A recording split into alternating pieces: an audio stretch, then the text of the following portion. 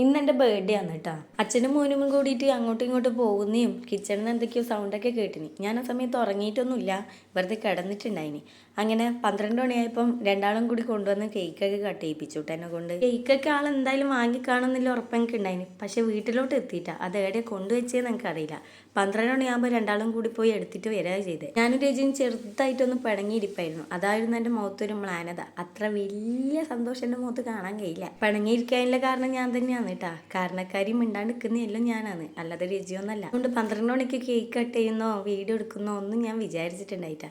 പക്ഷെ ആൾ ആ സമയമാകുമ്പോൾ കേക്ക് കട്ട് ചെയ്യിപ്പിക്കും, ഗിഫ്റ്റ് കയ്യിൽ തരികയൊക്കെ ചെയ്തിട്ടുണ്ടായിന്. അതിലൊരു ഗിഫ്റ്റ് എനിക്ക് നല്ല ബോധ്യമുണ്ട് കേട്ടോ, ഒന്ന് വാച്ചാണെന്ന്. പക്ഷേ ഈ ബോക്സിൽ ഏതാണ് വാച്ച് എന്ന് എനിക്കറിയില്ല. രജി വാച്ച് വാങ്ങിച്ചിട്ട് ഒളിപ്പിച്ച് വെച്ചത് ചപ്പൽ സ്റ്റാൻഡിൻ്റെ അടക്കായിരുന്നു. ഒരു ദിവസം രജിയുടെ മുമ്പ് തന്നെ ഞാൻ അവിടെ ക്ലീൻ ചെയ്യുമ്പോൾ ഞാൻ ഈ സംഭവം കണ്ടു. പൊട്ടിക്കുന്നതിന് മുമ്പ് അത് ആളെടുത്ത് ഓടിയിട്ടാ. അതുകൊണ്ട് ഏതാ മോഡൽ എന്താ കളർ എന്നൊന്നും ഞാൻ കണ്ടിട്ടുണ്ടായില്ല. ഫാസ്റ്റ് ട്രാക്കിൻ്റെ വാച്ചായിരുന്നു, നല്ല കളറ് നല്ല വാച്ചായിരുന്നു കേട്ടോ.